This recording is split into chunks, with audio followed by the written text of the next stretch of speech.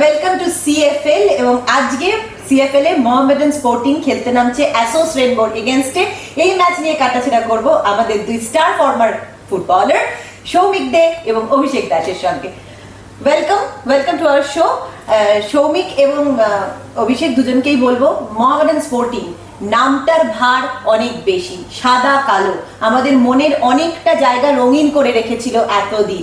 কিন্তু মোহামেডান স্পোর্টিং এর মতো একটা বড় ম্যাচ, বড় টিম, তারা আজকে খেলতে নামছে, কিন্তু আমাদের শুরু করতে হচ্ছে খুব লো মুড নিয়ে। কারণ মোহামেডান স্পোর্টিং এর কাছে সিএফএল এ এতগুলো ম্যাচ খেলার পরও মাত্র 2 পয়েন্ট। আদৌ কি সৌমিক মোহামেডানের এগেনস্টে এতবার খেলেছো, ভালো লাগছে নিজের প্রিয় একটা টিমকে এরকম ভাবে দেখতে? নিশ্চয়ই না। দেখো, মোহামেডান একটা 3 দলের মধ্যে একটা বড় দল, ইস্টবেঙ্গল, মোহনবাগান, তারপরে মোহামেডান।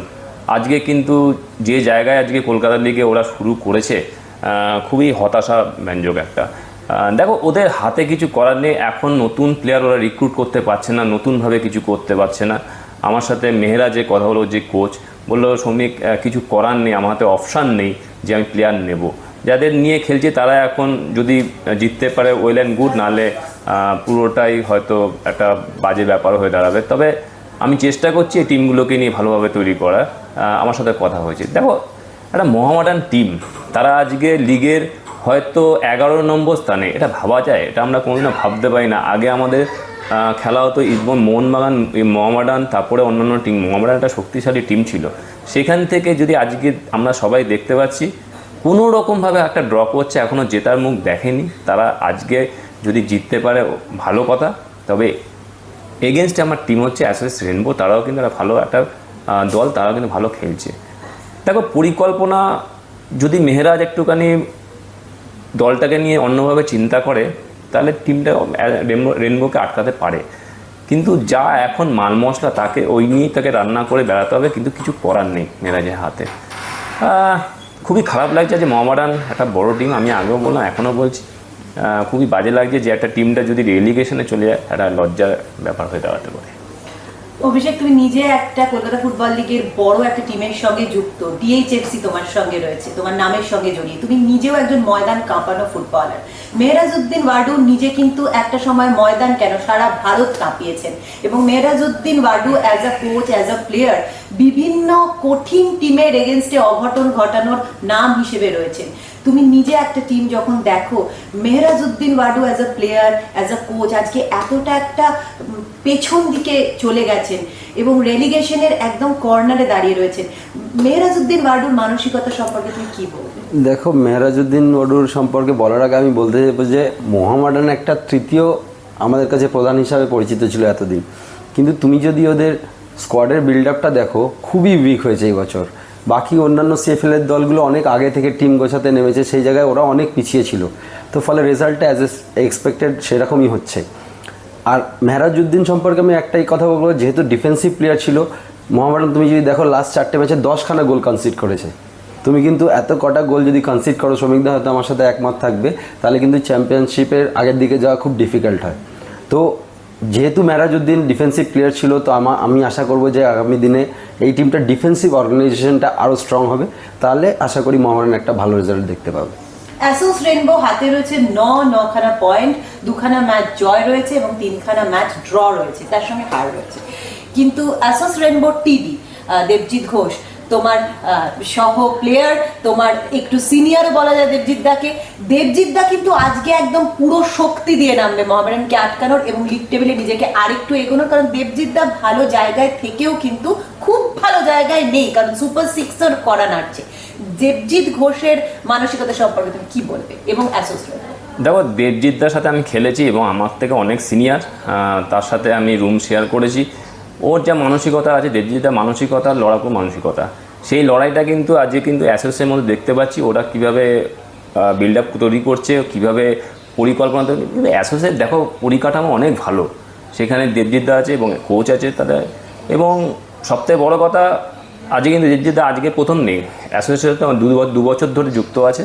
টিমটাকে একটা ভালো জায়গায় নিয়ে যাওয়ার চেষ্টা করছে। যেহেতু একটা ফরেন টাইপের ওদের একটা পরিকাঠামো আমি দেখেছি, আগের দিন বিকাশদাও বলছিল যে একটা ফরেন একটা কাঠামো, তারা কিন্তু চাইছে একটা ভালো ফুটবল উপহার দেওয়ার। সেটা কিন্তু এখনও পর্যন্ত লিগের আমি বলছি 6 নম্বরের স্থানে আছে, 9 পয়েন্ট পেয়েছে ঠিকই, তবে আজকের ম্যাচটাও আশা করি যদি সেই ধারাবাহিকতা রাখতে পারে এবং জিততে পারে তাহলে কিন্তু আজ 12 পয়েন্টে গিয়ে পৌঁছাবে এবং ভালো পজিশনে যাবে। আর দেবজিৎ দা নো ডাউট একটা লড়াকু ফুটবলার আমি দেখেছি এবং আমার সাথেও খেলেছে, সেই লড়াকুটা কিন্তু অ্যাসোসিয়েশন ছেলেদের মধ্যে সেটা ঢুকিয়েছে এবং আমি দেখতে পাচ্ছি যখন ডাক আউটে দাঁড়িয়ে থাকে সেই লড়াকুটা কিন্তু আমি ডাক আউটে দেখতে পাই যে প্লেয়ারদের কী উদ্দেশ্য বলছে। অভিষেক, তুমি বলছিলে যে অ্যাসোস রেনবোর একটি প্লেয়ার রয়েছেন সৌভিক ঘোষাল, আমরা সবাই জানি সৌভিক কেমন খেলে, সৌভিক সম্পর্কে তুমি কিছু কথা বলতে চাইছো? সৌভিক খুব ভালো ফর্মে আছে এবং খুব ভালো ফুটবলটা খেলছে এবং যদি তুমি দেখো অ্যাসোস রেনবো কিন্তু ডিফেন্সিভ অর্গানাইজেশন যেটা, ওরা কিন্তু খুব কম গোল কনসিড করেছে, ওরা এখনও পর্যন্ত একটা কি দুটো গোল কনসিড করেছে, বাট ওরা গোল মেরেছে প্রায় 9টার উপরে, ঠিক আছে। লাস্ট ম্যাচে ওরা 3-0 জিতেছে পুলিশের এগেনস্টে, তো অবভিয়াসলি ওরা অনেকটা বেশি বুস্ট আপ থাকবে এই ম্যাচের জন্য। আর ওরা যখন জানে যে মোহামেডানের প্রায় দেয়ালে পিঠ থেকে এসছে, সেই জায়গায় ওরা কোনো মতে এই ম্যাচটাকে মিস করতে চাইবে না, ওরা একদম শুরু থেকেই গেমটা কিল করে দিতে চাইবে। মোহামেডানের যে টিমটা খেলছে তাদের মধ্যে একজন দুজনই সিনিয়র প্লেয়ার বা স্টার প্লেয়ার রয়েছে, তাদের উপর কি অনেকটা প্রেশার পড়ে যাচ্ছে?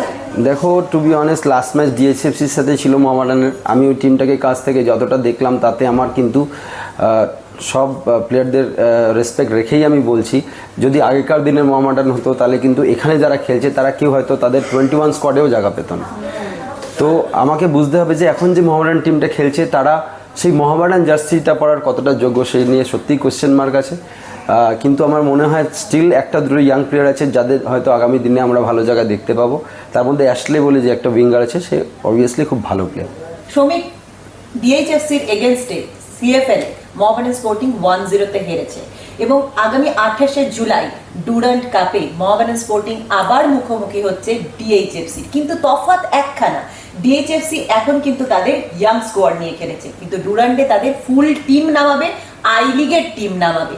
সেখানে মোহামেডান এখনো অব্দি ব্যান ফেস করার জন্য কোনো নতুন প্লেয়ার রেজিস্ট্রেশন করতে পারবে না। সত্যি কি ভীষণ ভীষণ সম্মানহানির মুখে পড়বে সাদা কালো শিবির?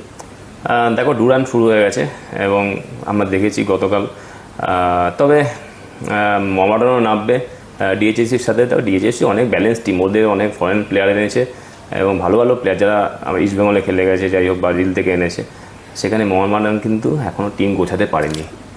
জানি না কি হবে, দেখো খেলার কথা কিছু বোঝা যায় না, তুমি হয়তো সেদিনকে মোহামেডান জিতেও যেতে পারে, তবে সব কিছু নির্ভর করে মানসিকতার ওপর। আমি যদি ভাবি ডিএইচএসির সাথে ভালো টিম, ওদের সাথে খেলতে পারবো, তাহলে নো ডাউট নিচে তুমি আস্তে আস্তে অধঃপতনের দিকে যাবে। তবে দেখো, কোচ ওপর ডিপেন্ড করছে কীভাবে টিমটাকে সাজাবে, কীভাবে সিস্টেমে খেলবে। যেহেতু আমার অপোনেন্টের ডিএইচএফসি, তাহলে কী সিস্টেমে খেলবো, আমি 1 পয়েন্টের জন্য যাব না অল আউট যাব, সেটা এখন কোচের ওপর ডিপেন্ড করছে।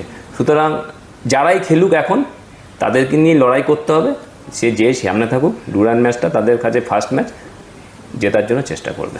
অভিষেক, প্লেয়ারের মানসিকতা না প্লেয়ারের লিমিটেশনস, কোনটা বেশি প্রাধান্য? দেখো, অনেক সময় লিমিটেশনস যদি সেই লেভেলে নাও থাকে, মানসিকতার জোরে যদি 11টা প্লেয়ারের মানসিকতা এক থাকে, তাদের মোটিভটা যদি এক থাকে, তাহলে অনেক টিম কিন্তু বাজিমাত করে বেরিয়ে যায়। তো সেই হিসাবে আমি বলবো যে মোহামেডানের যে প্লেয়াররাই নামুক, তারা সেই জার্সিটার যে একটা ঐতিহ্য আছে সেটার কথা ভেবে যদি একসাথে লড়াই করে, তাহলে নিশ্চয়ই একটা ভালো ম্যাচ আমরা দেখতে পাবো। না, সেরকম কিছু নেই, বাট আশা করি যে খুব ভালো ম্যাচ হবে। মোহামেডান স্পোর্টিং কিন্তু সত্যি অনেকটা আনডিউলেশনের মধ্যে রয়েছে, কিন্তু আমরা এরকম সাদা কালো শিবিরকে দেখতে চাই না। আমরা চাই পুরনো গ্লোরি আবার ফিরে পাক সাদা কালো শিবির। ময়দানে 3 প্রধানের মধ্যে জল জল করুক জান জান মোহামেডান। তো দেখা যাক আজকের সিএফএল এ মোহামেডান স্পোর্টিং এবং অ্যাসোস রেনবোর ম্যাচের রেজাল্ট কি হয়। তোমরা কি চাও মোহামেডান সাপোর্টাররা, প্লিজ লিখে জানাও এবং দেখতে থাকো এসএসসিএন।